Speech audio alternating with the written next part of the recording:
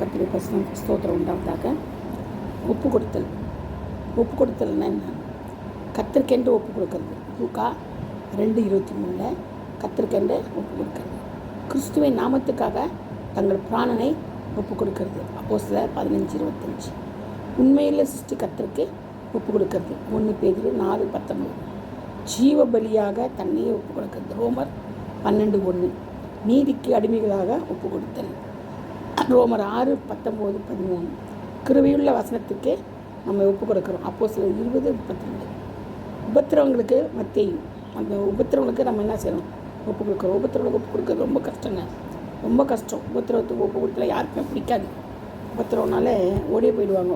உபத்திரவம் வேணாம், ஒன்று வேணாம், இந்த உபதேசமே வேண்டாம், ஆண்டவரே வேண்டான்னு ஓடுறவங்களாம் இருக்கிறாங்க.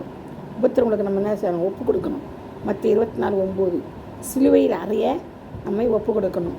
மத்திய 26:2-27-26 மரணத்திற்கு ஒப்பு கொடுக்கணும். மத்திய 10:21 இயேசு கிறிஸ்து தன்னையே சிலுவையில் மரணத்துக்கு ஒப்பு கொடுத்தாது இல்லையா? அந்த போல் மரணத்துக்கு ஒப்பு கொடுக்கணும். பாவிகளுடைய கையில் என்ன செய்யணும்? நம்மளை ஒப்பு கொடு. அவருடைய இயேசு என்ன பண்ணாங்க? பாவிகளுடைய கையில் ஒப்பு கொடுத்தாங்க. மார்க் 14:41 சொல்லப்பட்டது.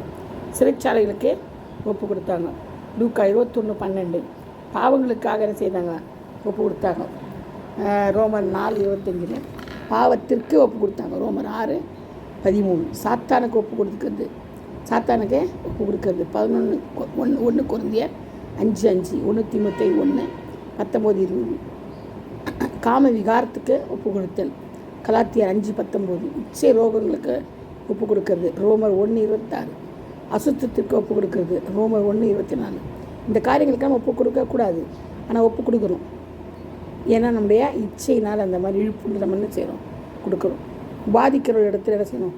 ஒப்பு கொடுக்குறோம். மத்தேயு 18:34 சரிங்களா? அதனால் நம்ம இந்த காரியங்களுக்கெல்லாம் ரொம்ப எச்சரிக்கையாக இருக்கணும். எதுக்கு ஒப்பு கொடுக்கணும், ஒப்பு கொடுக்கக்கூடாது அப்படின்றதுக்கு எச்சரிக்கையாக இருந்தோன்னா நம்மளால் மீண்டு வர முடியும். இல்லைன்னா ஒன்றுமே பண்ண முடியாது நம்மளால். கர்த்தர் இந்த வார்த்தையை ஆசீர்வதிப்பாராக. இல்லையா?